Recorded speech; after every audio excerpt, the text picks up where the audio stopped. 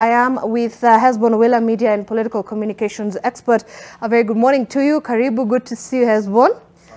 Indeed, and I'm also with Njoki Gashanja, political and social justice activist, who's also a coordinator at the Githurai. This is Githurai Social Justice Center? Yes. Indeed. Thank you so much for joining us this morning as well. As we anticipate how the day will pan out, there's a lot of anticipation of what we expect because of that planned demonstration by the Azimio team, and also what is going to happen. So look, this is what is covered on the front page of Daily Nation as we have a look at our dailies this morning. Ruto to Raila says, stop the anarchy. Well, it's going to be a face-off because the Azimio La Umoja One Kenya coalition is today expected to resume its nationwide anti-government protests and a signature gathering exercise aimed at what they term as stripping the government of legitimacy, even as President William Ruto vowed to maintain peace and order and accused the opposition of sabotage. Let's see, page 4, 5 and 6 covers this entire story here fully, and I think this is where we have it here, where President William Ruto is accusing the opposition leader of anarchy. Let me begin with you, Hesbon, and we're going to get much deeper into this conversation a little bit later on. This is just a resumption of what we'd witnessed earlier on in the year. Now we're seeing it happening. Now this is second of its protests since last week on Friday during Sabasaba. Any changes? Do you see anything different from what Azimio is doing, what it did then and what it's doing now? And does it have any impact? Well, I think it has. It has a lot of impact. I think at the beginning of the year, you realize that the reason why the two parties sort of softened and formed the bipartisan team was as a result of the demonstrations, you know, and they like calling it mass action. It's not demonstration, because demonstration has some very destructive connotation. But how is it different this time around? I think it's different this time around because, you know, it's increasingly getting less and less of a political thing and more of a plight of the people thing, you know. So, I mean, a number of industries, the transport industry folks, you know, are expressing their own dissent, you know, on a number of things that are going on. Kenyans from different walks of life, you know, are complaining about the cost of living. And I think that is what makes it different, that now this is a conversation that might actually slip over the hands of politicians. And probably it's a good thing for Kenya. Force the politicians now to start addressing the issues that affect Kenyans. Because at the end of the day, what you see is that when it is just demonstration that is pitting one political formation against the other, you'd say that politicians are looking for their own self-interest. On the one side, there is self-preservation. They want to enjoy the privilege of being in power. On the other side, there is one that is still, you know, suffering the hangover of losing an election. But you know, now that is coming slowly to an end. We are no longer looking at this as a question of antagonism along power and who won the election. It's becoming more of an issue-driven, a plight of the poor kind of thing. And for me, that's a good place to be, because then it will force both sides of the political divide to stop looking at their interests and address the interest of the public. Isn't it unfortunate that during the Friday protests, Sabasaba protests, 7 people died? That was something that, you know, perhaps was not anticipated in what the opposition termed as peaceful protests. Where do you think the rubber meets the road on this as well? What do you see this demonstration turning violent? You know, it's very sad. It's very sad when Kenyans lose their lives in some of these demonstrations, because some Kenyans are actually losing their lives while doing their own business. They're not even part of the demonstration. Some could be part of the demonstration. But you know, at the end of the day, I think it's incumbent upon both sides, the demonstrators, to ensure that they weed out any individual or any forces that might be part of the demonstration to cause havoc, to destroy properties, or even provoke the police officers. And then on the side of the state, I think it's also important that they look at demonstrations as part and parcel of our new political dispensation enshrined in the Constitution, and provide security, you know, so that we move away from this idea of demonstrations have to be running battles between the security forces and the demonstrators. I think as a country, we have matured enough to be in this bright space where we can actually handle that. Let me give you an example. This is what happened. We know public universities and police officers and demonstrations were a big thing in the 1990s, early 2000s to late 2000s when some of us were in campus. But one thing I realized, and I was a student at Maseno University, it was known for, I mean, a few cohorts that were ahead of us were used to demonstrations that would lead to strikes, and then they would be sent home. As a matter of fact, my cohort graduated with a cohort ahead of us. But this is what we used to do. With my friend Kibagendu, who is now the MP for Kitutu Chache South, he's been here. Next time he comes, ask him.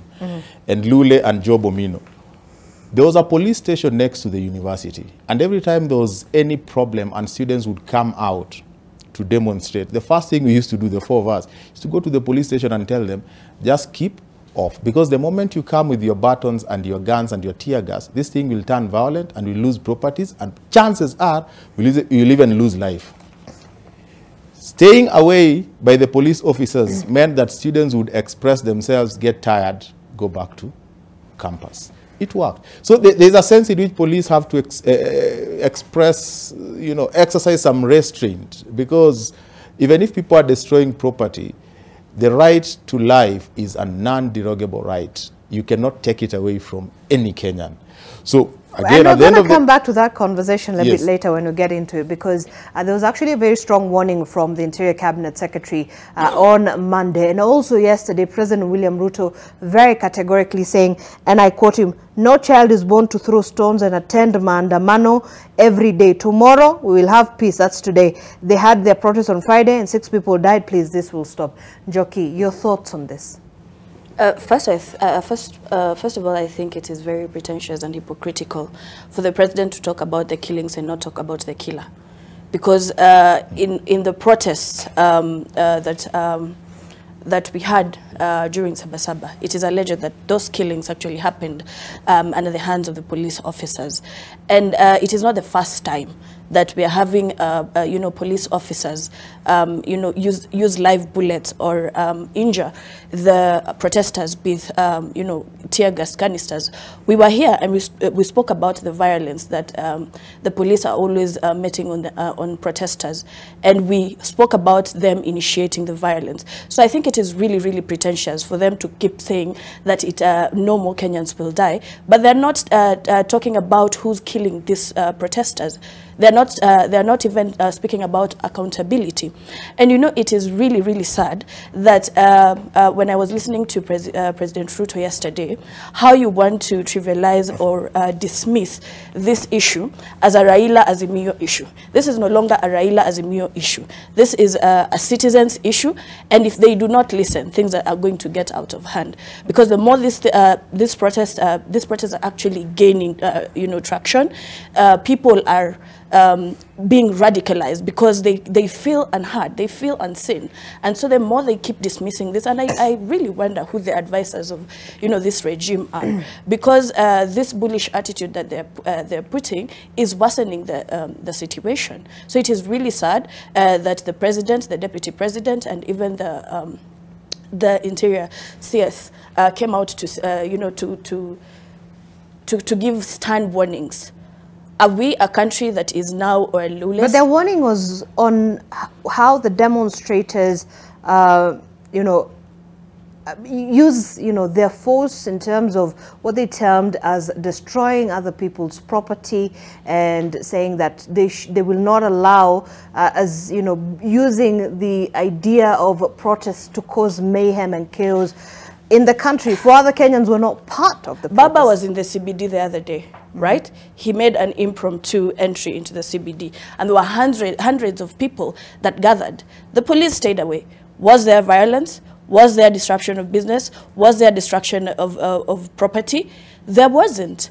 We have a very good example of the Kibera protesters that were coming from Kibera to Kamkunji the other day, and they were very peaceful. In fact, they had leaders that were, marshalling them to prevent them from violence. So I will keep asking until I get that question. who initiates this violence. You cannot keep speaking about violence. You cannot keep speaking about killings, but you're not talking about the perpetrators. All right. Can you give faces and names to these people? Okay. And also joining us this morning as well is Peter Mushendo, political and data analyst. A very good morning. Good to see you, Peter. Good morning to you. Indeed. And as well as Suleiman Bashir, lawyer and political analyst as well. A very good morning, Suleiman, to see you as well. I hope you all arrived well. As I was coming into town, I saw, security was quite beefed up around the CBD. But anyway, Peter, yes. I want to get your thoughts on this. So, President William Ruto is asking Raila to stop the anarchy. Is Raila causing anarchy by actually going to the streets to protest what he terms as high cost of living and kutetea mwananchi? Well, I think it is something that is well known in this country of the political class taking advantage of what they term as misfortune for Kenyans. I think as much as there is that provision, I think, in Article 37 of the Constitution to assemble and picket, we must not also allow the political class to abuse that right as it is enshrined in our Constitution, because our Constitution is very clear. You are right to picket, to demonstrate, to present, because there is one thing that they always fail to do at the end. If you look at that Article 37, the last paragraph is that you don't just demonstrate and picket. You must also present your public, your argument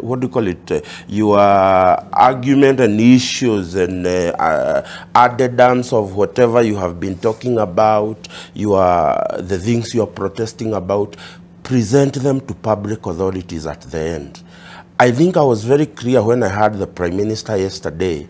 One, he made three controversial statements as they were launching what they call the digital signature. Platform, right? One, he claimed that he will not present the petitions they are having them signed to what they call Kenya Kwanza IEBC, which is very wrong, because the IEBC is a product of our Constitution. It is not the product of the ruling regime. That is claim number one.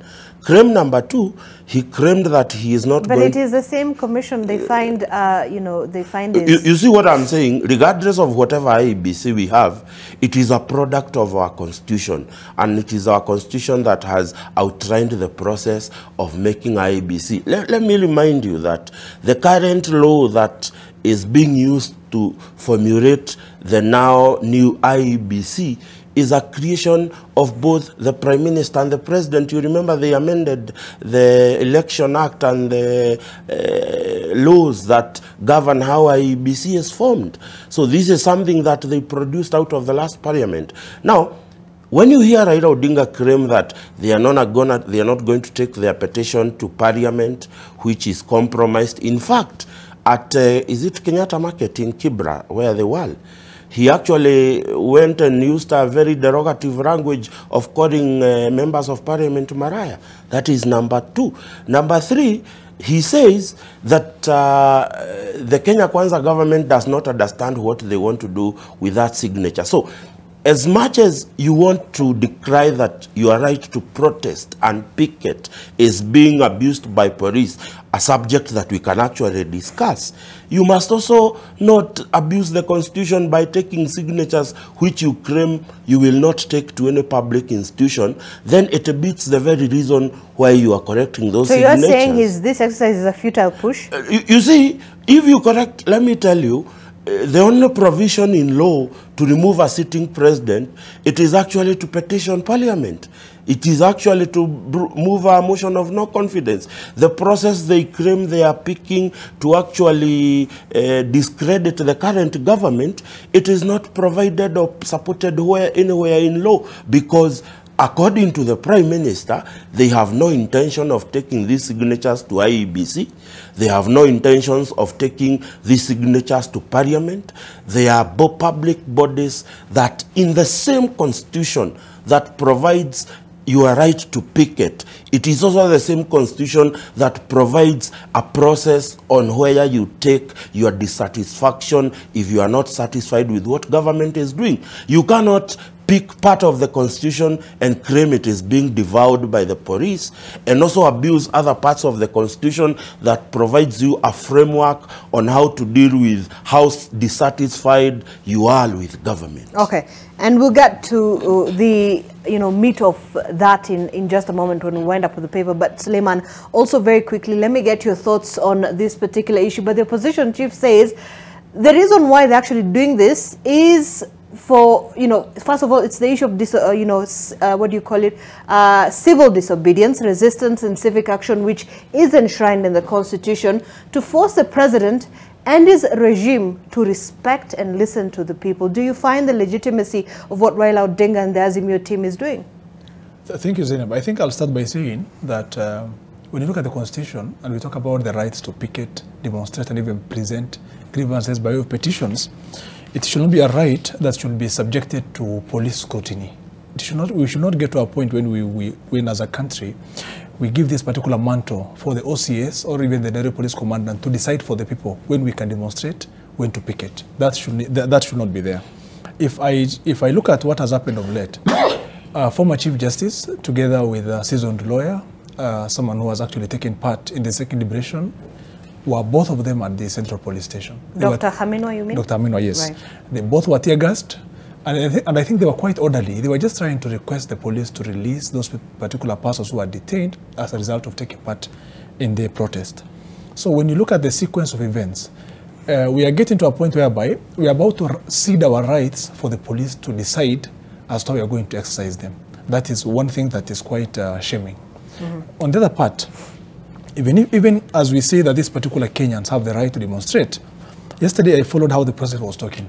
I think he was bitter and sad at the same time, because the president is responsible of all persons and their belongings in this country. Even those who are participating in these particular demos and who end up being killed, it is the president who is responsible of their lives. We have to really believe in that. When I heard him, he was really, really bitter about what is going on in the country, the loss of lives that we can see. He has a responsibility to protect even those who are demonstrating. Now the issue becomes, if these people who are exercising their right, are they doing it in a very organized manner? If today you walk around the streets of Nairobi, you'll find most of the shops closed. Are these shops closed because of police? No. It is not because we're having police officers within the CBD or within the city center that these shops are closed as a result of. Schools, I think the school-going kids are not going to school today. Right. It is not because of police being in the streets of Nairobi. It is because of these particular protesters. And now I think there's a responsibility also on the part of those who are organizing for this protest to ensure that they do their protests in an orderly manner.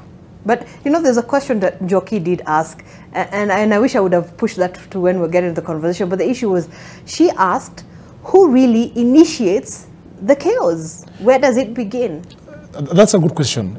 I had my office is located around where the former Prime Minister passed the other day with his people, those who are supporting him, especially when he walked from the Matatu terminus to Mamangina to Wabera Street.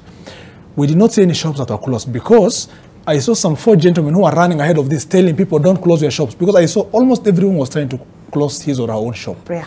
And I think we are used to the scenario whereby once we hear people who are coming to demonstrate, we are conditioned to believe that this exactly. And I think as a country, we are yet to appreciate a scenario where we have had, even for once, a civilized or an organized demonstration or picketing. We have not had that at all. Right. So it is becoming a blame on both the police and also the protesters, because the protesters, in the midst of this protest, there are those who are taking advantage of these scenarios. They end up looting, and they end up, even yourself, if you walk down those streets, you'll be frisked very fast and you will lose your belongings. And again, you will end up blaming the police and the state.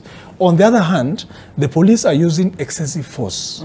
You will find a few protesters, when you find protesters as a police, they are supposed to use proportional force in terms of just repulsing these particular protesters from maybe accessing the CBD or other shops. Right. But now when you find gunshots being fired, tear gas is reasonable where it is required. And I think the police also, for me, when I look at it, I end up questioning how the police are trained in terms of repulsing people who are going for unrest or a bit of protest or civil disobedience.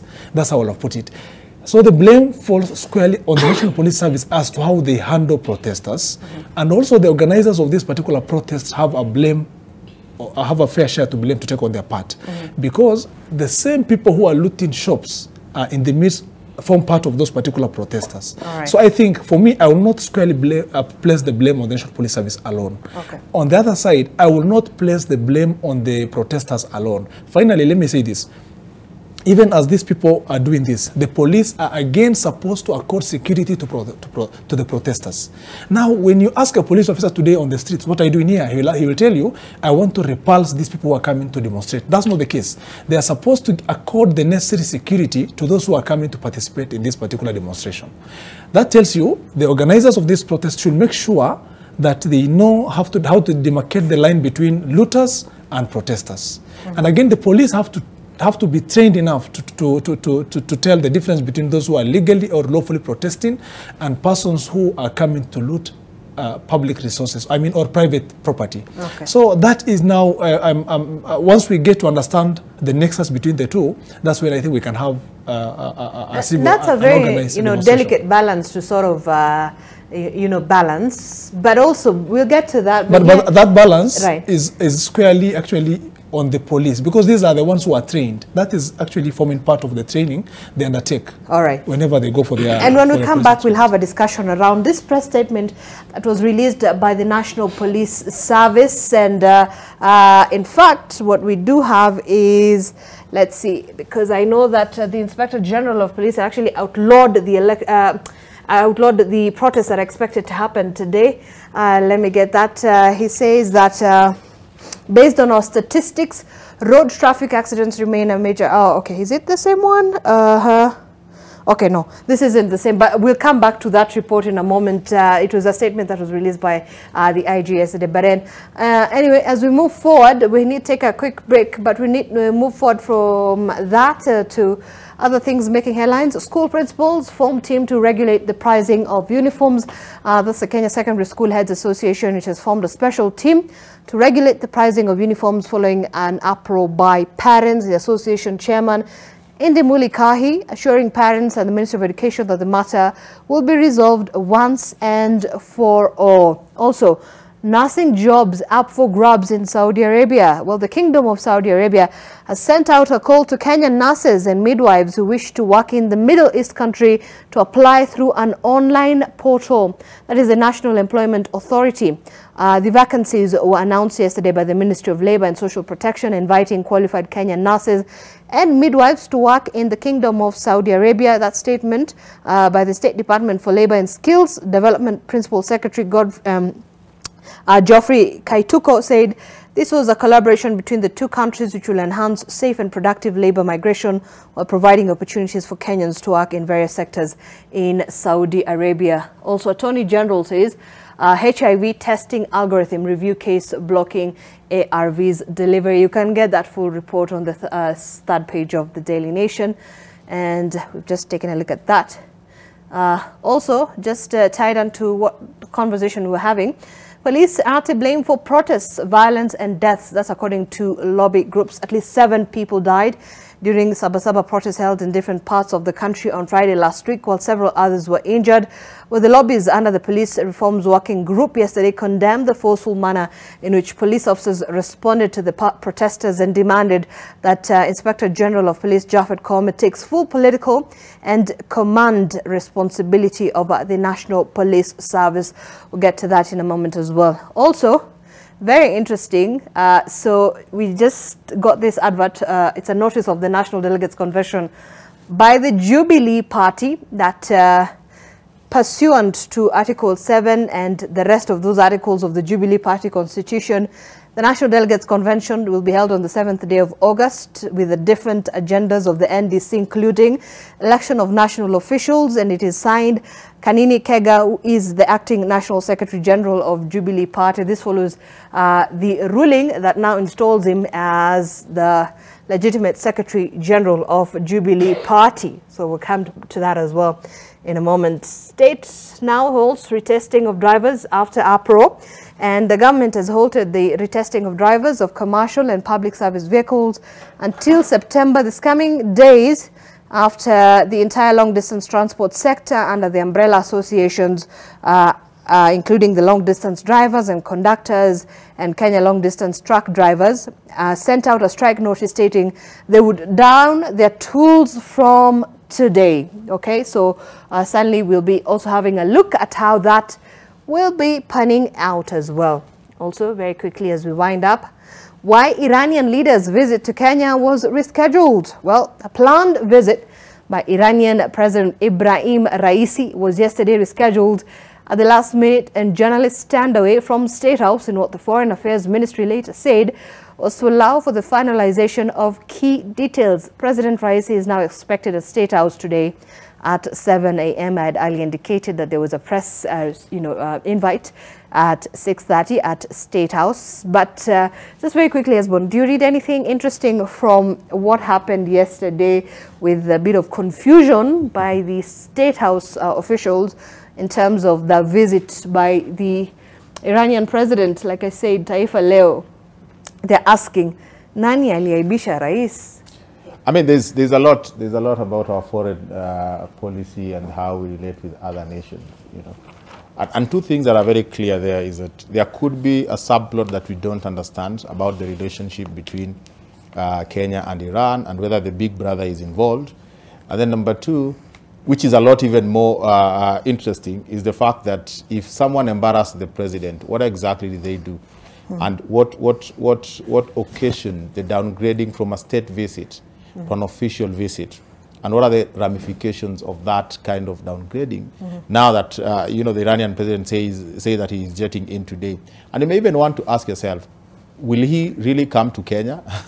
Because you move from a day when there is no demonstration, and then you want to arrive on a day that it seems like you can't actually arrive. So from where I see it, it seems like there won't be any visit by the Iranian president. But do you read something much deeper into this? Much deeper, much deeper. There are two levels. One, there is something about the bilateral relations that we have with other nations. And the geopolitical dynamics level, as well. yes. Right. And there could be the hand of a big brother somewhere. All right. But if that is not the case, then the president needs to sort his foreign policy and the guys who advise him on some of these things, because then they can't embarrass the president like that. Okay. Yeah. Peter, when we come back from the break, you'll tell us if there was something much deeper into this, or are we just reading too deep? All right. Let's have that break. You're watching M Live. The hashtag, as always, is M Live NTV. Talk to us at Zainab Ismail at NTV Kenya. We're going to be back in a short while.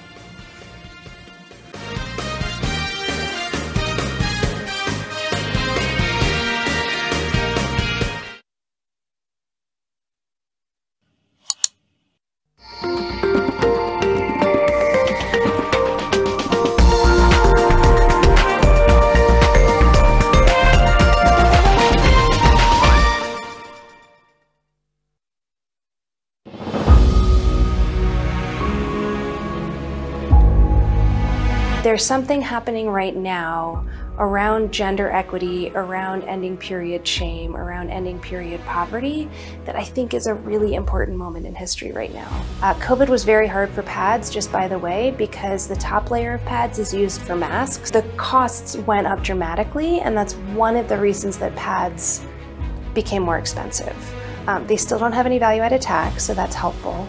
But what's important is the actual pack cost and then the number of pads that you're using per month. Because we know that the economy is hitting everybody, but it's hitting low-income people the worst. This moment in time and this Changing Cycles program is going to be something that we'll look back on and say, this was an important moment in this moment in time.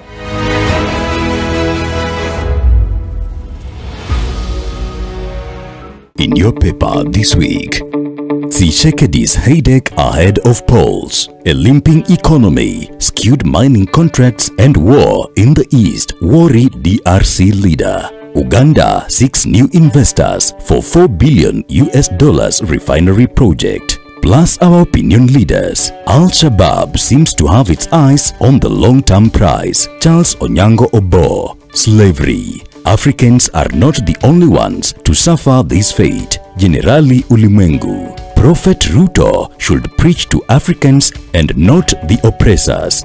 Joaquim Buembo. Magazine. Decolonizing the Ngugi mind. For these and more stories, get your copy of The East African.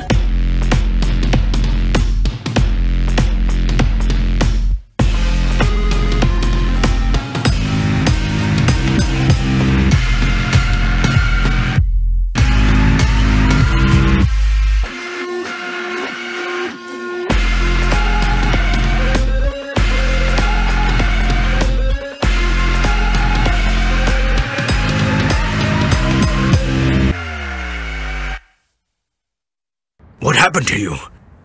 Well, I hit myself with a fridge door. You should be more careful. I know. I'm very much a real woman, but I won't allow you to treat me like just one of your collection. I didn't like the way you treated me at the hotel.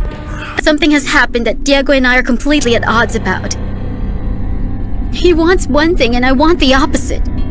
It's as if he's two different people.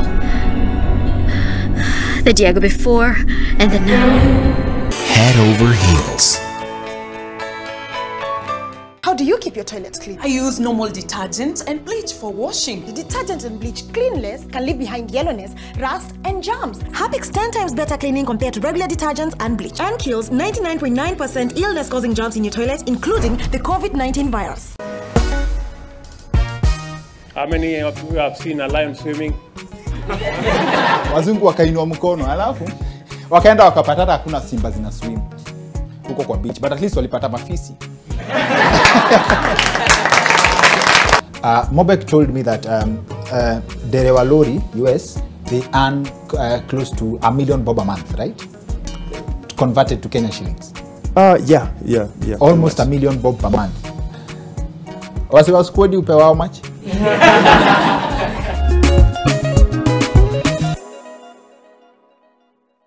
Blueband peanut butter, made with 100% pure peanuts and a good source of omega-6. Grow healthy and happy kids with Blueband peanut butter. Available in 200 grams, 400 grams, and 800 grams.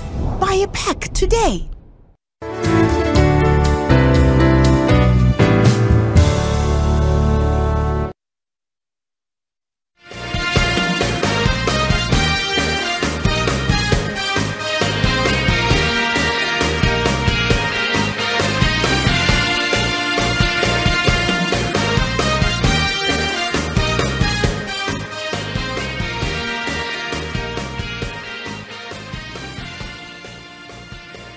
All right, welcome back to the program. We're watching AM live on NTV as we take a look at what's been making headlines across the country and also beyond our borders. But also very quickly here, as we wind up on the paper, why Iranian leaders' visit to Kenya was rescheduled. Peter, I wanted to hear from you. Well, we probably just had a conversation around whether this is just, geopolitical dynamics at play, or there was something much deeper that we perhaps will be reading into this. I think, I don't want to preempt what happened with the Foreign Affairs Ministry because I don't work there. But I have a feeling this has much more to do with the geopolitics of the global north and the global south. Mm-hmm. You would remember in the last few days, the president has been vocal on reviewing and coming up with a new finance architecture for the global south. Mm-hmm. And of course, this is into the effect on how the Bretton Woods institutions have been treating the global south countries. So therefore, I think there is more than just meet the eye, considering the diplomatic relations of Iran and the African countries, and the fact that no sitting president has visited Africa for a very long time. So I think the big brother poking nose in it might not be wished away, but nonetheless we look forward to see this visit happen, because as they say, the president is coming along with him of 140 companies that are intending to invest in Kenya. Mm-hmm. I really hope that that works for the purposes of investment in Kenya. If you look at the press release by the Minister of Trade and Investment, that is Moses Kuria's docket, they have actually detailed on what are the bilateral talks between Kenya and Iran. Let's hope that that happens today. Okay. Yeah. I don't know, Njoki, Suleiman, if you have anything to add on to that particular matter, or we move forward to something else. I mean, imperialism, neocolonialism, politics are in play because in the last regime we had a lot of flirting with the East, and the West looked like they were really losing ground, especially in Kenya and in Africa. Right. But with the entrance of Ruto's regime, there's been a lot of flirting with the West again, and they have seemed very supportive of you know, his regime. The other day, the U.S. ambassador was quoted saying that he was really pleased that the Finance Act was taking, you know, the route that it was taking, and we've seen a lot of support from that. So for that visit, I think there's been a lot of behind the scenes push and pull and questioning of why, you know, the Iran president would be coming to Kenya and what that then would mean. Oh, okay. Yeah. Yes, Bashir. I think for me, what I'll say is I would be so much committed to see how Kenya will benefit out of signing some good cooperation agreements that are of value to the people of Kenya. Right.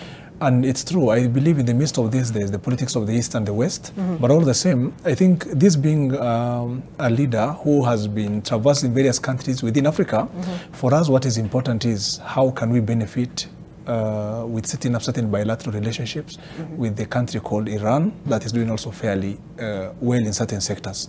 So for me, I will look at it in the form of the kind of agreements that will be signed. And you know, this coming up in the midst of, again, the summit for the 5th MYCM that is again supposed to start, whereby various heads of state within Africa will also be in Nairobi.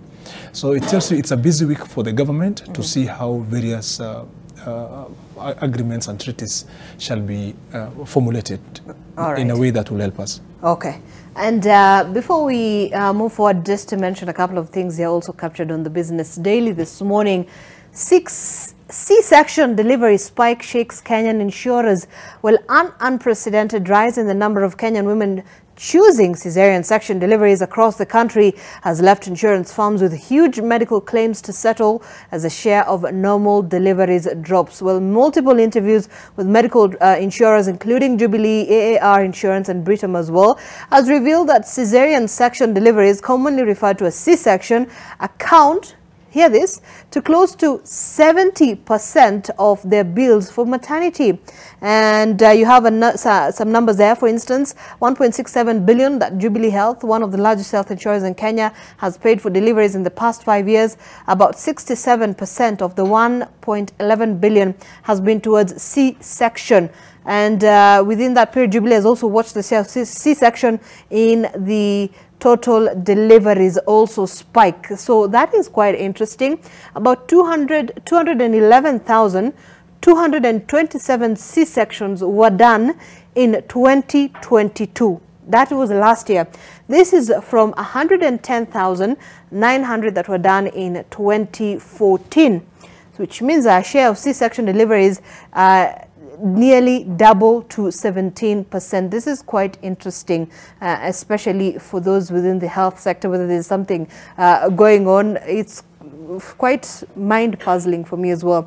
Well, Kenya strikes cheaper oil deal with 3 Gulf firms. Kenya struck a deal with the 3 Gulf oil majors to lower the cost of the fuel supplied on credit to shield consumers from missing out on the global drop of fuel prices. Also, Safaricom sends home 33 as fraud war escalates. These are 33 employees in the year ended March 2023 for fraud-related offences, marking 37.5% jump from the 24 dismissed the year before. Also, the state freezes Airtel tech giants from 30% local stake sale. Well, telecommunications operator Airtel Kenya and global tech giants such as Amazon, Microsoft and Google will not cede at least 30% of their shareholding to locals after the government agreed to have the rule deleted from the National ICT Policy Guidelines. That's according to a notice yesterday by the ICT Ministry, which invited the submissions of public comments on that and on those particular proposals. Also on our publication of the East African 5 Things in Way of candidate Tshisekedi, a limping economy, skewed mining contracts, Kagame and war in the East are among issues making DRC leader lose sleep as he gears up for elections on the 20th of December. That's in the DRC. And it's a very interesting report there. You can get it inside our East African publication as well, together with other stories making headlines across the region. And also, you can also get a very interesting report there, Decolonizing the Ngugi Mind. It's a magazine, and that's Ngugi wa Thiong'o, if you're interested to have that particular read. And finally, all right, let me just wind it up on that. But even as we continue with our conversation this morning, as we anticipate what is expected to be another round of demonstrations by the opposition, and that's headed by the opposition leader Raila Odinga. We did have statements that were made by Cabinet Secretary for Interior Professor Kindiki Kithure on Monday. I want us to see if we can manage to get that, Jackson, and then we'll get into our conversation.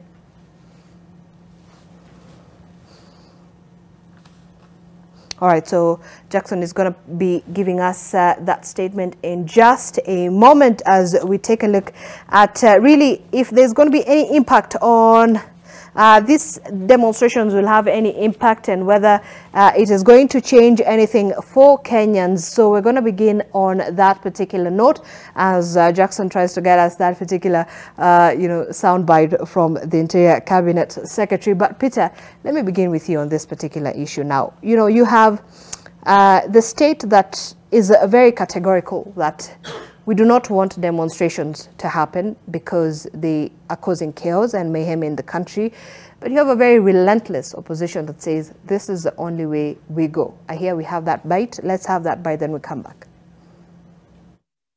Na mimi nataka niwahakikishie hatutakubali tena katika mchanga wa Kenya maandamano ya kuvuruga watu, kuua watu na kuharibu biashara za watu. We will not allow. We will not allow. Mesikia kuna watu wamesema story nyingi kule. Sijui vile watafanya Jumatano. Mkuje asubuhi tukutane. Kujeni tukutane. Because hii nchi sio yenu peke yao, ni ya kila mtu. Hata wale hawako kwa maandamano ni nchi yao. Hata wewe ni nchi yenu. Kwani nchi ni yako peke yako? So, those extreme ideas that when you disagree on a political issue, you cause mayhem, you hurt people, you close businesses, you close public highways, you uproot, facilities. That culture must stop. All right, so that's the Cabinet Secretary for Interior, Professor Kithure Kindiki, and I also have managed to get that statement from the National Police Service, and it's all about the intended public demonstrations on Wednesday, which is today.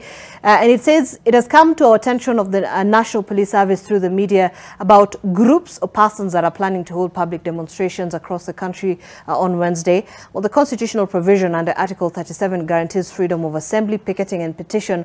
Our statistics this year has clearly shown that such demonstrations have not only left behind a trail of massive destruction of property worth millions of shillings, but also led to the death of innocent members of public and law enforcement officers as well.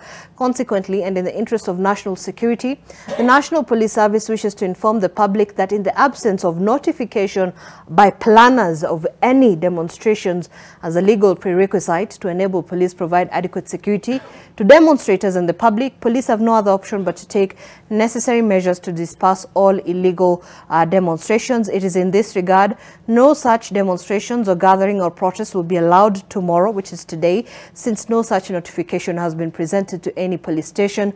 All lawful means will be used to disperse such demonstrations. Peter. Well, it is true that the right to picket and demonstrate is guaranteed in Article 37 of our Constitution. Mm-hmm. But unfortunately so, we may want to issue away the Public Order Act.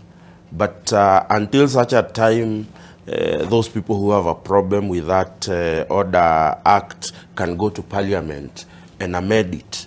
It still remains to be the law.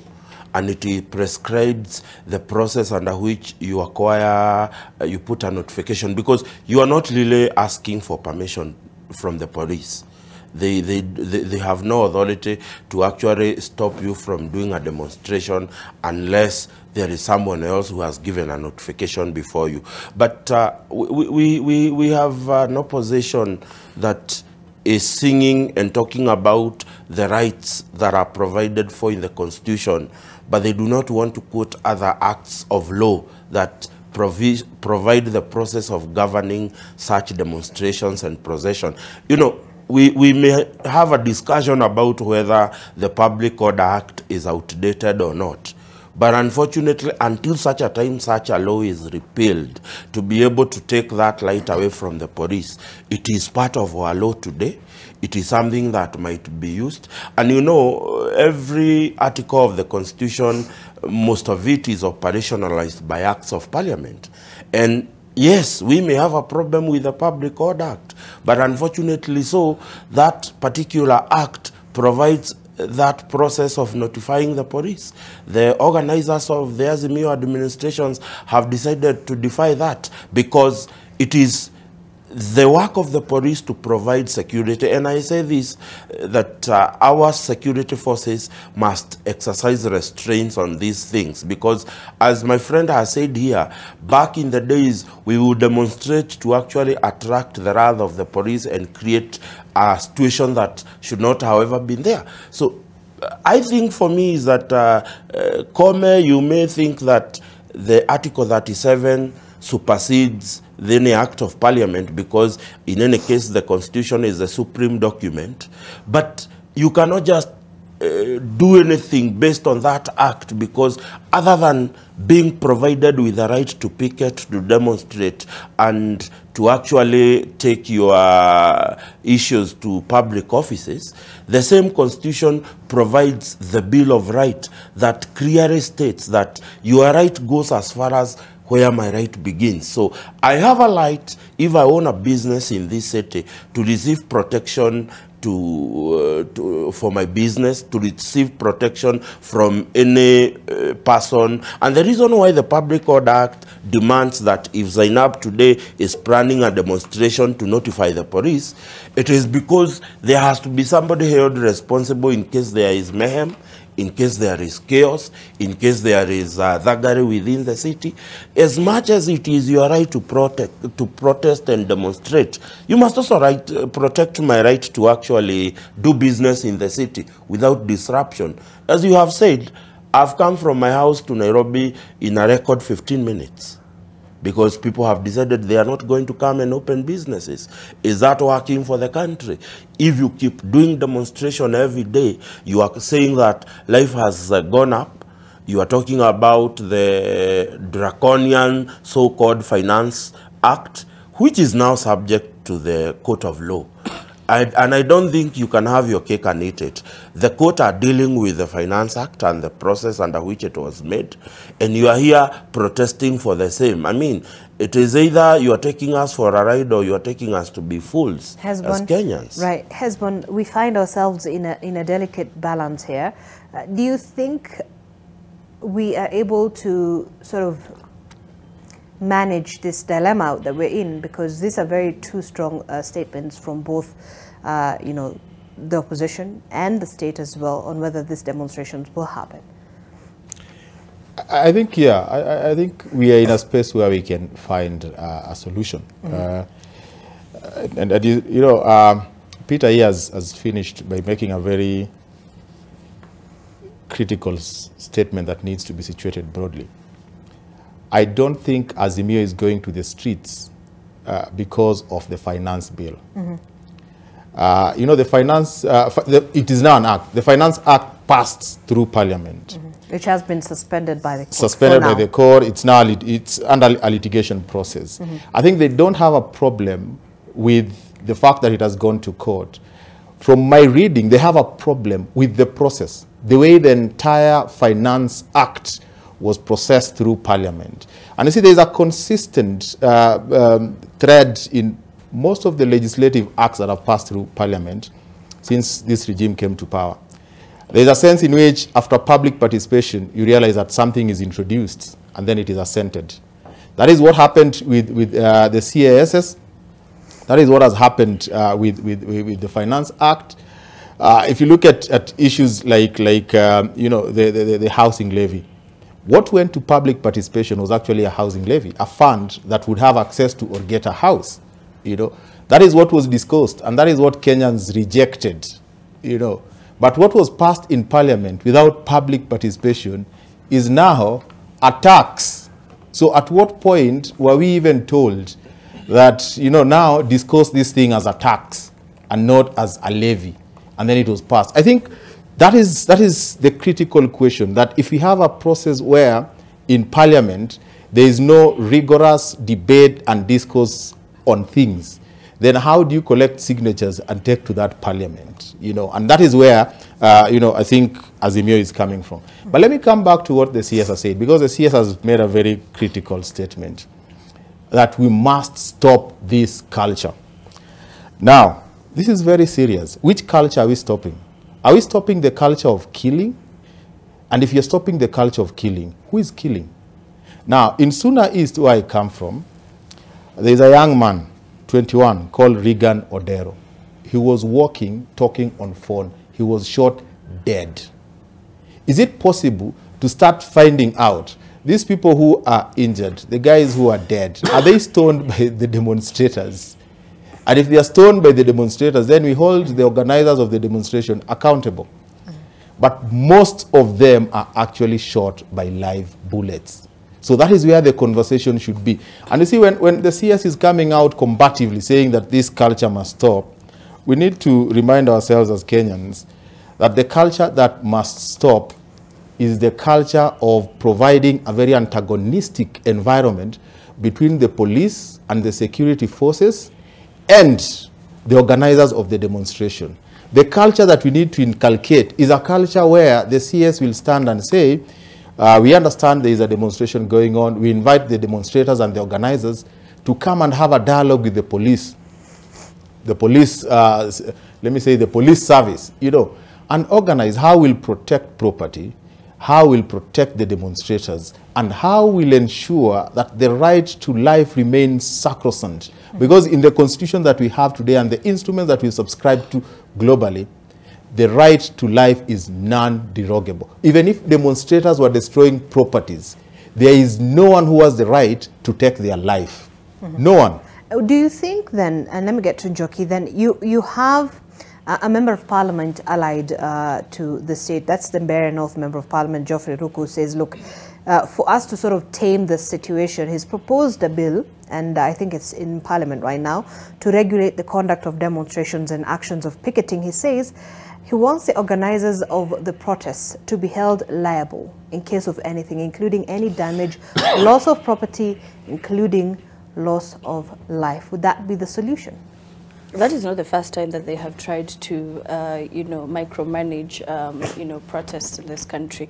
And this, this obsession in trying to criminalize protests, you know, is worrying. Is this a way of criminalizing protests, or is it a way of sort of managing the Who's going to manage? The same people who are violating our rights to protest? Are we saying that we are giving them now the right to actually decide whether I can go to a protest or not? Because it is the same argument that we are having about this whole notification. I can tell you for certain that even during the Sabasaba protest, the social justice movement did take, you know, a notification to Central Police Station, and the OCS completely refused to receive that notification. And I see that they've released a statement saying that there's been no notification from the Azimio. I can tell you for sure, even if they were to go and take that notification to Central Police or to wherever, it will still not be received. So this whole thing about that's sort of preempting, perhaps. No, it's not preempting, because you see, and as I was listening to Peter speak, I get this sense of people speaking from a place of privilege. As a community organizer who's dealing with police officers on a daily basis, I get goosebumps when I hear you know, people like Kindiki or Kome validate the violence that is being meted by the police officers. I have seen firsthand and experienced what police brutality and police excesses mean to the people who are living in the informal settlements. So for them to come out and actually give that much power to police and tell them that they can use excessive force to people who are coming out to protest and get their voices heard, because you see this thing but about... what I heard from Professor Kindiki, he says that, look, this isn't just a right of the protesters, that we're here to also give a right to those who do not want to participate in those protests. Yes, and that is why I keep saying it goes back to the kind of training that the police have been given.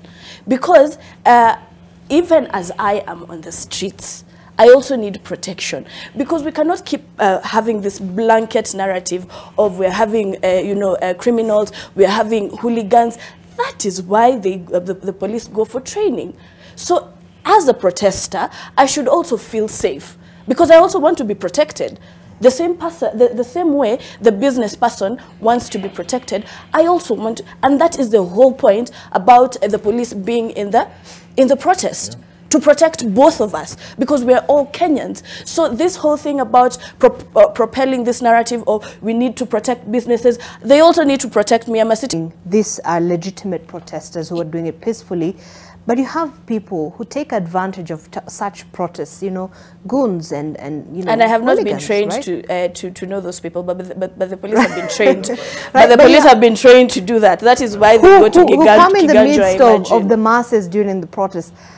Don't you see there's a delicate balance there that we sort of... Do you know why we were in the central police station the whole of Saturday and Sunday? Mm-hmm. Because we knew who the protesters are, and when they started arresting our people, and I need to make this very clear, it is the social justice movement that I'm talking about. Mm-hmm. It is not the Azimio, not the political, yes, not the political party. But even those ones have a right, because when we went to the central police station, they started this narrative of, oh, you know, your people are just 35, because over 70 people were arrested. And so we were saying, no, for as long as they're all protesters, we are here for all of them. So we will not start separating our people. The social justice movement are 35 people, and these other people are 35 people, Azimio. They were all protesters exercising their rights during Sabasaba. And so if we were going to get our people out, it is all the protesters that were on the streets on the Sabasaba. Do you know why the police actually tear-gassed us in the police station, unarmed? I mean, we were in the police station. Mm-hmm. We were unarmed, you know? It is because we were singing. We were chanting. And they did not like the songs that we were singing. So how do you meet, you know, song and dance with tear gas? Really? So we cannot downplay the attitude of the police, you know? Yes, I think Zainab, maybe Njoki and her team will have sung some nice songs for the police. Very interesting. Let me say this. We cannot question the fact that protesters have the right, and we know the protesters don't kill each other. It is someone who must be killing them. Speaking by fact, all these people who are protesting, the demonstrators, are not carrying guns. Yet those who are killed are suffering gunshots. In other words, the blame, it will be fair to place this particular blame on the National Police Service. That one is not in question, because these people are suffering gunshots and they are being killed. That is wrong, and the protesters have every right to be protected. I want to come to one thing now. The opposition that is organizing for this particular demonstration, if we are a bit honest here, they organize for their meetings somewhere in high-end hotels. No, I want where the rally was held up, Kamukunji grounds. All right. So the rallies are organized in Kamukunji. Mm-hmm. They do not have a petition or a grievance to present to Parliament. So what they say, when they are done with that, let us go access the CBD. Now the big question is, what are they coming for? Is it, so you have addressed your people. Mm-hmm. You know, there is also a bit of dishonesty on the part of what the opposition wants to achieve out of this particular And I wanted to ask, I mean, what would be Raila Odinga's end game in all this? Because if he addresses the people within Kamukunji area and there are no chaos, it will not be news. The fodder for news will come in if the people are asked to access the CBD, tear gas canisters are thrown, and some people are injured. That is now actually how the story picks up. So for me, firstly, the opposition is wrong and it's not honest with its people in terms of the end game as to what it wants to achieve. These are honest and innocent people who don't even know what the organizer of this demonstration wants to achieve out of this. Secondly, the organizer of this particular demonstration is now talking about the people signing a bill. I mean, a motion, a petition for the removal of the president. That is illegal ab initio. The signatures. The signatures. There is now provision in law that when you collect 15 million signatures, you can remove a sitting president. No. When you look at the Constitution, there are only two ways of removing the president. It's through impeachment, that is through the both levels of houses. And the other one is when you find the president as incapacitated. We are not talking about both issues. But they're saying, the Azimio team says, by collecting these signatures to that, about I think 15 million signatures, they said that by yesterday they had 1.2 million signatures. By that, it would delegitimize the president and his government. And, and that is to say that this process would maybe, according to them, will have a political effect than a legal effect. The president will be in office, only that they will have collected 15 million signatures of people who are saying that they don't have confidence in this particular government. So, to be honest again, whatever exercise they're talking about will not impeach the president, but it will show that there are certain set of Kenyans who may not be confident about this particular regime. Thirdly, the former Prime Minister talks about the finance law, the one that skyrockets, the one that ends up burdening the cost of living on the shoulders of Kenyans.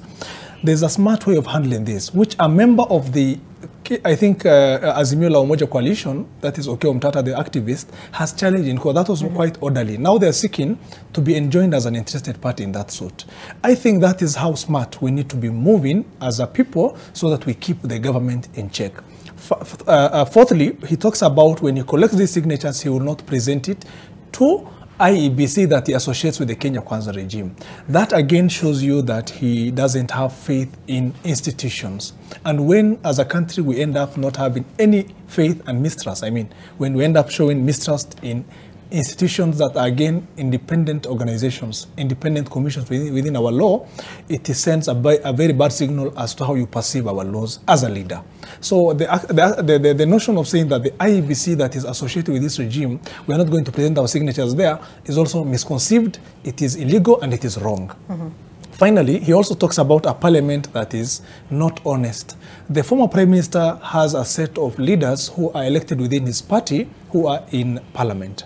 In the event he's not able to whip his members to maybe see a certain political agenda sails through that particular house, I think he should live with it.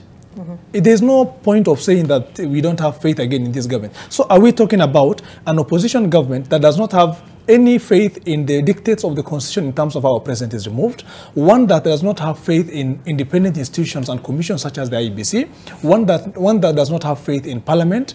So what does the opposition believe in? That's what I'm asking myself. So is it about every day trying to access the CBD? Is it about talking about a finance act that has already been challenged and it has been stopped by the High Court? And finally, I will even tell you but today... But isn't it the reason why, when you talk about the issues of, the mistrust within Parliament and all these things, is the reason why they go to democracy. It's an issue of democracy. We have parliamentarians who are there.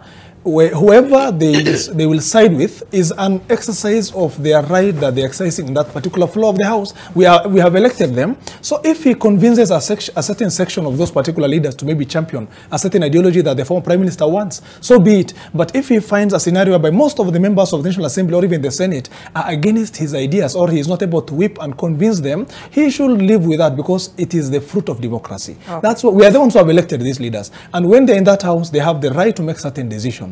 And if they want to work with the government of the day, so be it. If they want to support a certain bill, so be it. But I'm saying the essence of now brushing off independent institutions, parliament, everything is so bad. I think we need to look at some countries like India. You know, India is said to be the only one of the very few countries that has had a lot of faith in its electoral commission. We need to get to such a point. It is not every day, every season, every election waking up and telling us that parliament is weak, IEBC is weak, the judiciary, which has also slammed the brakes of the Finance Act, are you saying it's weak? And the same has been taken care of. Okay. I think we need to know the end game, what the former Prime Minister wants to achieve in this. The issue of accessing CBD today, my colleagues are not even in office. Most of them are staying at home. School-going kids are not in school. Most shops are not being open. Let's be real.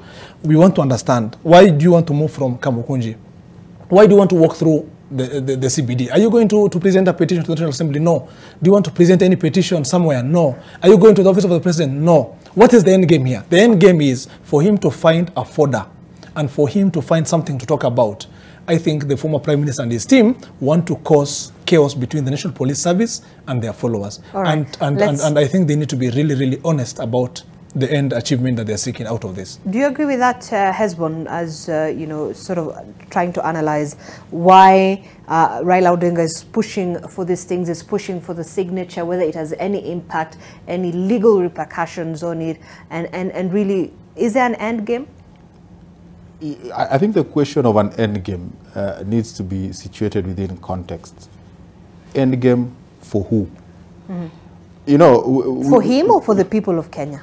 Because you see, we ask ourselves, what is the end game for Raila? You know, but we fail to understand that you know, if this thing was about Raila or President William Ruto, or even the political figures that we have in this country, Kenyans would not be coming in numbers, because I mean, this narrative has been repeated before, you know, that people are using the masses for political expediency. Now, if it was political leaders using the masses for political expediency, people wouldn't show up in Kamukunji, people wouldn't. But the people are jobless. Let me just finish. But I'm saying, well, Hezbon, even as you continue, the people are jobless. If they had something to do, they will not be there. So let us ask ourselves, what is the end game for the jobless people? Because as my colleague is saying, and heckling in national TV is not allowed. No, when I'm speaking, let me just finish, because when he was speaking, I did not interrupt. Okay. Yeah. Okay. So wind up. Yeah. Let us just ask ourselves, what does end game look like? If we know that end game for political leaders is for a political end, let us forget that and ask ourselves, if Kenyans are coming out to demonstrate, why are these Kenyans coming out to demonstrate? The high cost of living. Kenyans are jobless. You know, Kenyans cannot afford the basic things that, you know, they were affording a few years ago. How do we address that?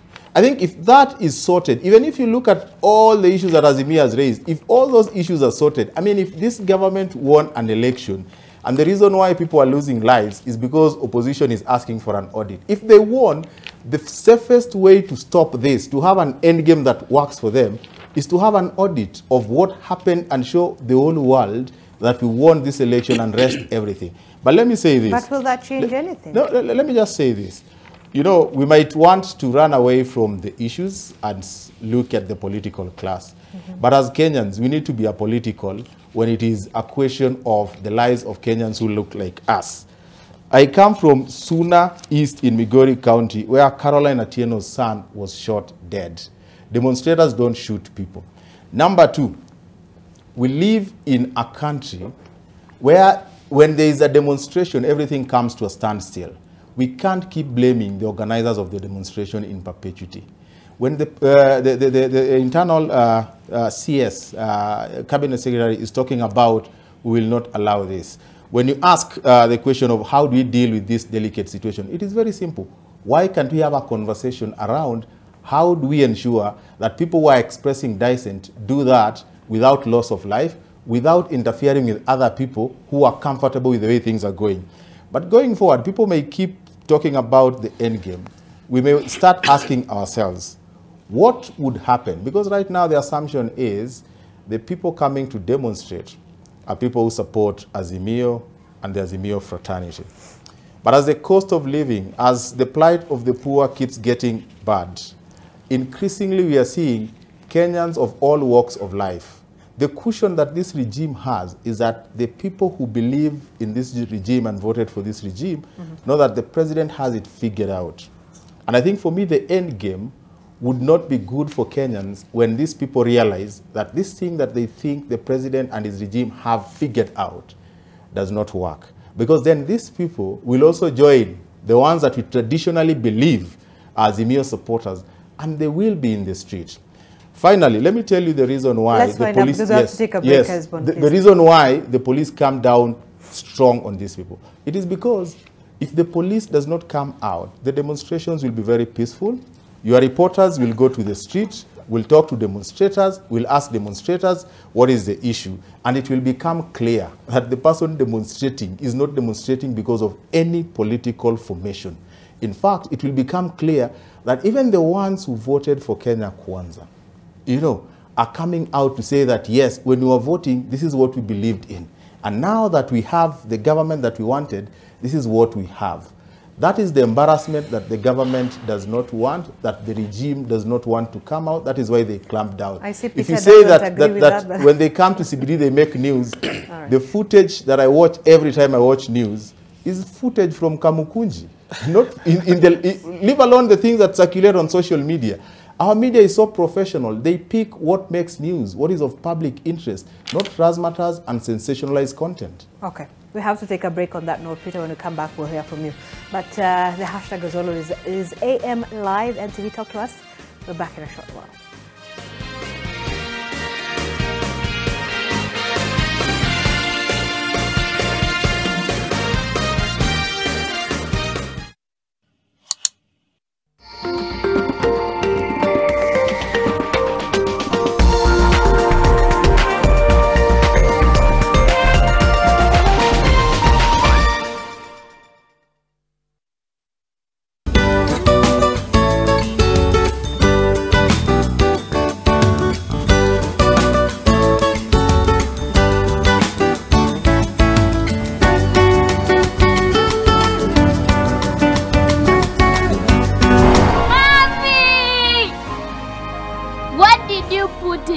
A toss of lavender and a world of freshness. Wash your clothes with Toss Lavender to leave your clothes with a lasting, irresistible freshness. Bluebird peanut butter, made with 100% pure peanuts and a good source of omega-6. Grow healthy and happy kids with Bluebird peanut butter. Available in 200 grams, 400 grams and 800 grams. Buy a pack today. Je, mwanaume ni nani? Mwanaume ni mtu ambaye anaweza kubroadcast message ya I love you. Kwa sababu kila mtu in the contact list ni demu wake. Mwanaume ni mtu ambaye To get Mwanaume ni nani as your skiza tune, dial star 812 star 798 hash. Skiza, Nan Nation. 2 out of the 3 girls, or 3 women, let's say, are not privy to sanitary napkin or sanitary pad, which is a very, very essential product, you know. But this is a basic product which should be made available to each and every girl and each and every woman. The issue is affordability. Due to the lack of sanitary pads to the girls, especially in the school time, they are not able to go to the school while they are in their menstrual period, you know. This results into some kind of some girls getting dropped out from the school. So once they are dropped out, it's early marriage and all those, you know, problems and they're not getting employment because they're not educated. Every stakeholder should contribute his best. But with this wonderful event you're doing, let's kickstart this campaign.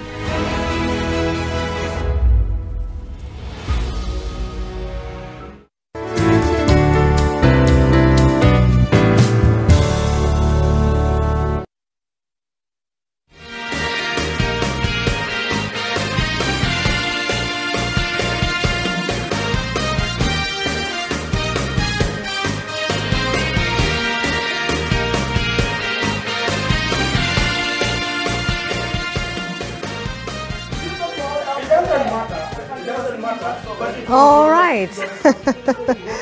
Welcome back to the program.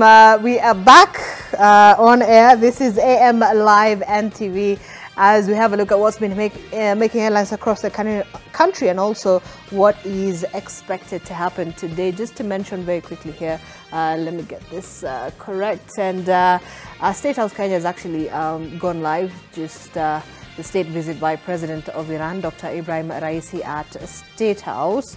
And I think for those who know that they are streaming it live on their social media platforms so that we will be able to get to see how that press statement and that press briefing will be happening from State House here in Nairobi as expected.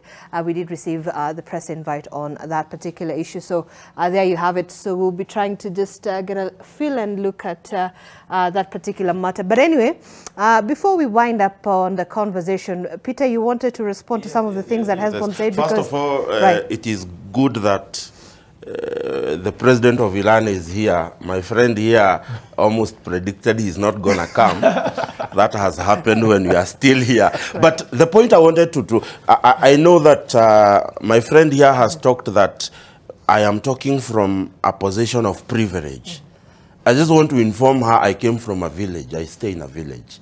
I farm to get what I get. And the notion that civil society has a monopoly of knowing the problems that affect the common mwananchi really pisses me off to the core. The truth of the matter is, the civil society of today in Kenya is not dishonest whatsoever. Yeah, they are not dishonest, and that is the truth. That is the truth. They are not dishonest, and therefore, when they want to come and purport to represent the rights of the affected Kenyans, I have a very big problem with that. Away from that, I want to, you know, he has talked about the end game that Kenyans are coming out to the street.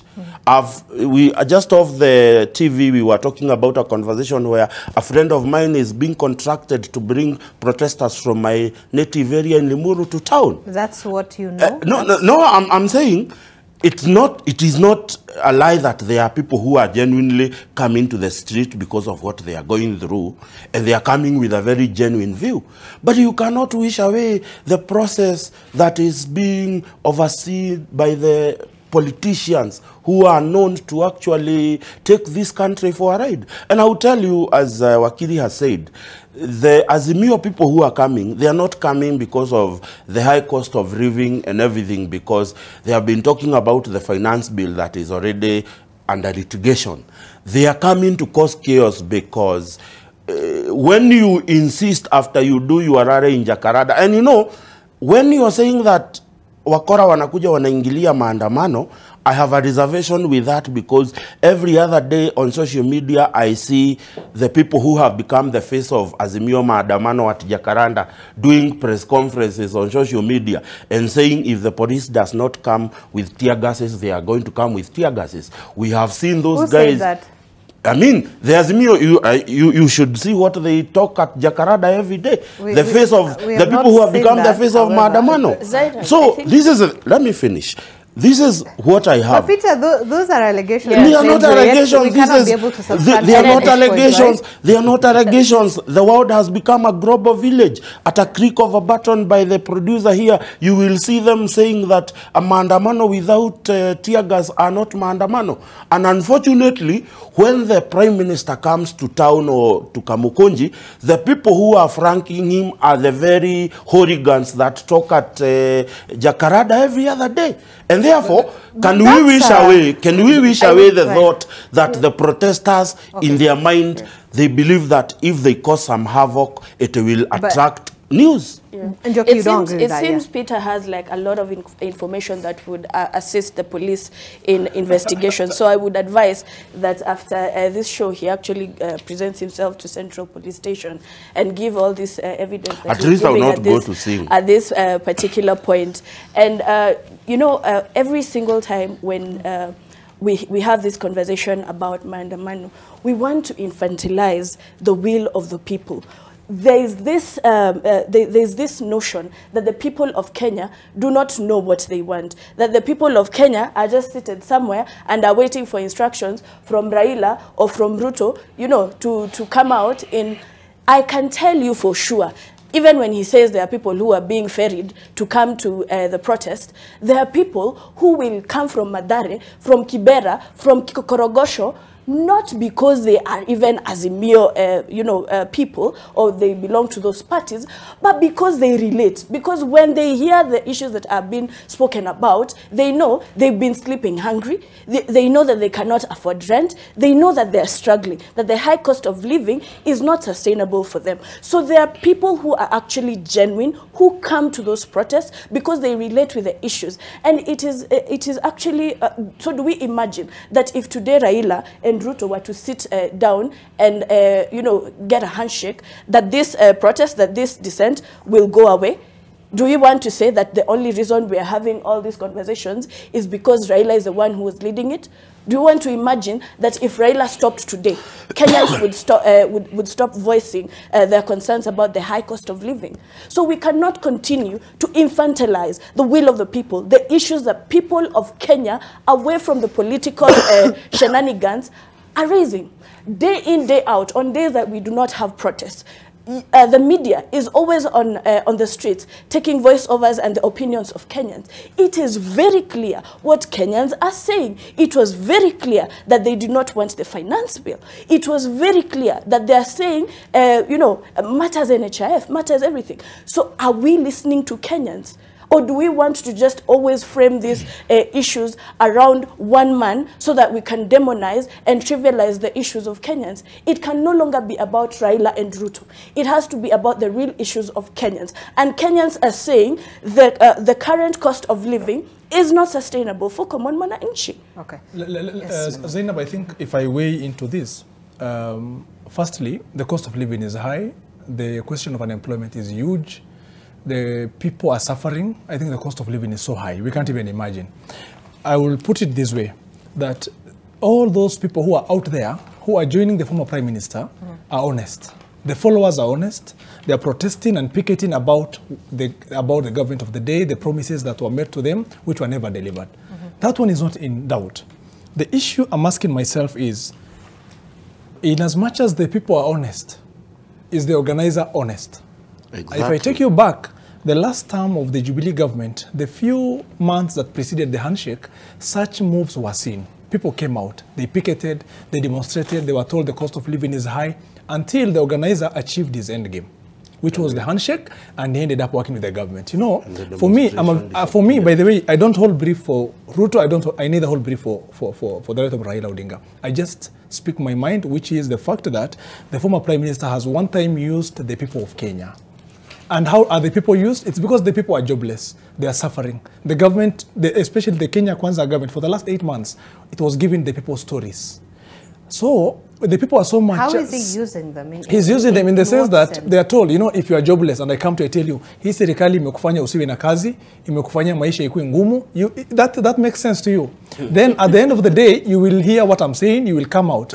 If Njoki is saying that these particular protests are not organized... Then is it necessarily just them relating to those particular issues? I'm coming to this, that these people are lacking jobs. That one is not in question. Who is organizing for the protest is a political leader. The same people who are jobless, myself, Njoki, and the four of us can go out today, try to bring them together and tell them, guys, you are jobless, let's demonstrate. Nobody will come out. It tells you they won't come out. They will not come out. Let's be real here. We know the political following commanded by the former Prime Minister. And we know that these particular people who are following him are all jobless. In fact, the people who come out, some of them are not, some of them have voted for other protests that have been initiated devoid of any political... Where? By who?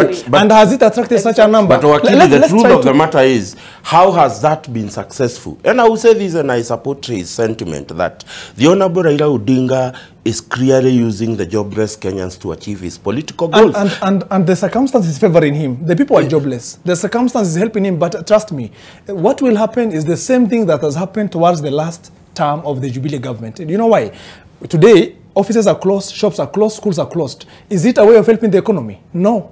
Is it a way of putting petitions in parliament as to see how things can be transformed? No. Are they writing to the president of the day? No. So I think whatever these people are organizing is even making a very poor situation worse. Yes. And the people, these people are naive. People are jobless. To the same issues that are actually happening. Just to add, as my brother comes in, when you look at the history of Raila Odinga, when he lost in the 1997 general election, he led the same migomos here in town, until they had an agreement with the Honorable Daniel Toroitich arap Moi, an agreement that saw him devolve his party and become the Secretary General of KANU. 2002, the same thing. He used people when he got to power and he could not get the meaning of power. He then moved out of government. Come to 2007, he caused mayhem in the city until such a time they could have an agreement with the Honorable Mwai Kibaki, and the mayhem in the city stopped. come to just before they had a handshake with the president. This is the Raila that was demonstrating about Moranga tunnels of death, the Eurobody issue, and immediately he got a handshake. That uprising went died. So my belief is this. I agree with my sister here. My sister here in the organization may be honest in articulating the issue of Kenyans, but we must not sit here and actually try to defend the political class when it comes to honesty of doing what is it that they are doing. Okay, no, Joki is honest. Joki is very honest. That's why I'm using a very word maybe. If Joki is honest, who is not honest? The organizer of and those political parties also please, note my language very well. No, wait, aspersions can be cast. We don't really focus on aspersions, you know. No one comes here to hold brief for anyone. There is something called citizenship in a democracy. It is the most important office in a democracy. The ability to illuminate issues and allow the public to make informed choices. That is exactly what we are doing. So if anyone thinks that we are holding briefs, we should be asking themselves, are they holding briefs for people, for them to start denying that they don't hold briefs? But let me say this. I mean, the fact that a demonstration on joblessness attracts attention when it is voiced by Raila is a good thing. If I go there and start articulating the issues of people who are jobless and no one takes attention to what I'm saying, it simply means that those issues won't be addressed. So if Raila can articulate them and they are addressed, you know, and they are addressed by the relevant authorities, you can't blame Raila for that. In fact, you should give him credit for voicing the issues of people who will not be heard. Why not there? And then number two, let us not forget that, you know, revolutions happen in societies that have a very bloated, you know, bottom of the pyramid and a very thin middle class. We don't have that here in this country. But where we are going, let us not even start, let us stop asking ourselves why the Azimio supporters are coming out. What we need to ask ourselves is the current regime meeting the expectations of the people who voted them in? Because that is where the end game is. The day the people who voted this regime will feel disenchanted, disillusioned, and lose hope in this regime, they will go to the streets with or without Raila. Now the difference is, when Raila calls people to the street, there is a figurehead, there is a control, there is someone who will be held responsible for what happens.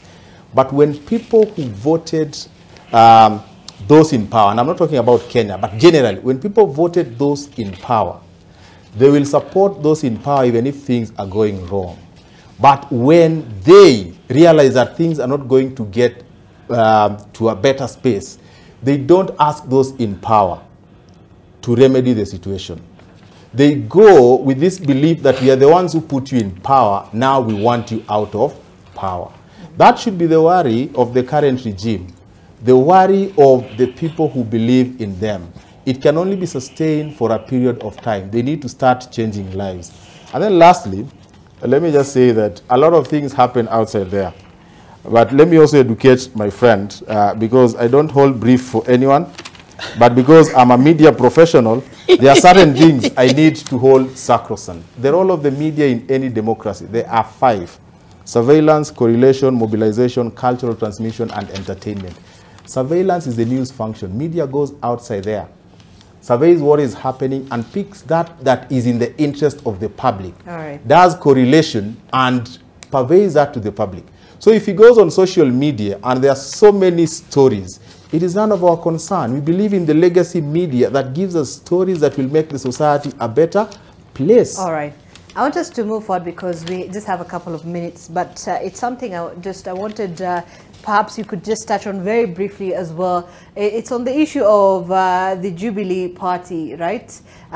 Because we're almost done with that. But look, this is what happened. So, in fact, there's a notice here by Kanini Kega, who is now the Acting National Secretary General, Jubilee Party, substantively, that he's called for an NDC that is expected to happen on the, I believe, on the 7th of August of this year at the Bomas of Kenya, with a number of issues on that agenda, including the election of the national officials, amending and reviewing and to ratify proposed changes of the Jubilee Party constitution, among other things.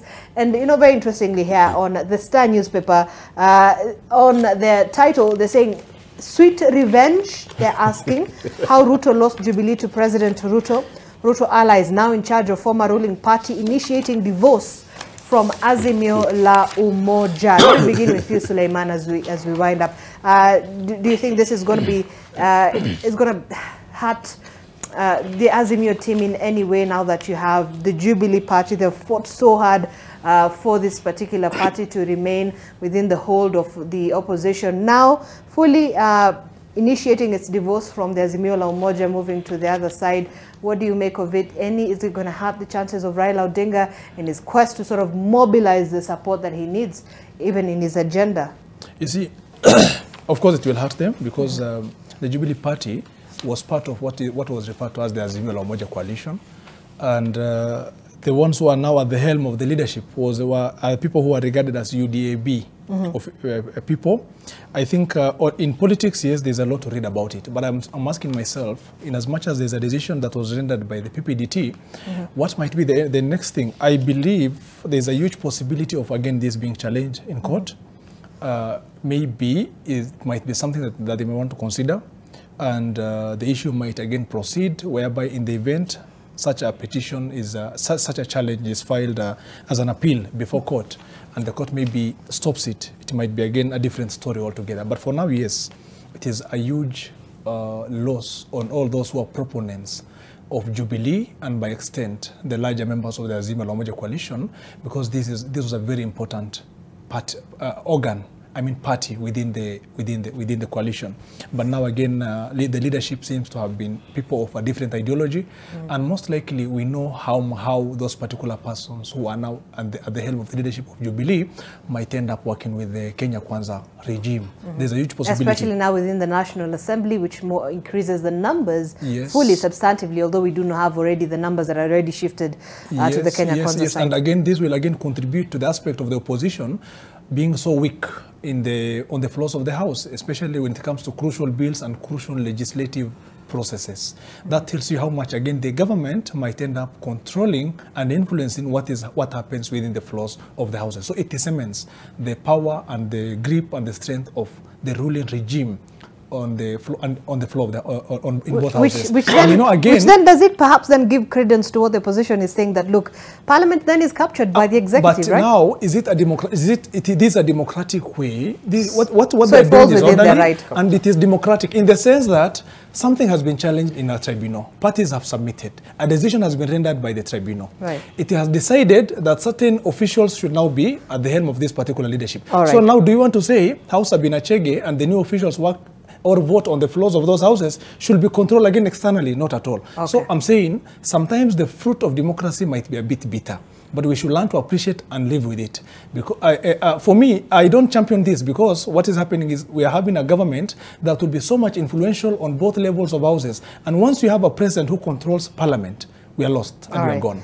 Jockey, very quickly, your final remarks. I think it is very uncreative and, very unfortunate that what Ruto and his regime did is just pick the Moi handbook and started playing by it. In our current realities, that is not going to work, because his game plan looks like just capturing of institutions so that he can, propel his agenda. And if you realize what Azimio or Raila has done, Raila has gone back to the people. He's now even not as concerned, with all these political parties banter. He's literally gone back to the people. And now it's going to be a showdown of, this regime trying to imagine that it is going to rule the country because it has captured, like the parliament. But what you forget, Article 1 of the Constitution says all sovereign power belongs to the people. And this power can be exercised either directly or indirectly. So these people that he has in parliament, that he has put so much hope in, can actually be recalled if the people decided they were not feeling represented. Their interests are not being, represented, and they're not being met. And this is a conversation that is actually happening in the communities. How then am I going to, stand 5 years if at this particular point, what I am saying as a citizen of Kenya, the person that I elected to go and represent my interest has been compromised, is not presenting. Then the other thing is, remember, The attitude that this regime is showing is like it was a landslide win during the elections. 8 million plus people did not come out to vote. 8 million people, I think, you know, the opposition got votes to, you know. So to imagine that you can be that brutish, that bullish in reigning Kenya, this is not the day and time that dictatorship can stand. Okay, let's hear from Hezbollah very quickly. Yeah, one, let me respectfully disagree with my my learned friend there. That when the president's party or the executive has numbers in parliament, it's a bad thing for the society, and it is equal to capture. You know, first of all, there is nothing like democratic capture. Capture is capture. But the fact that they have numbers in parliament in itself should not scare us.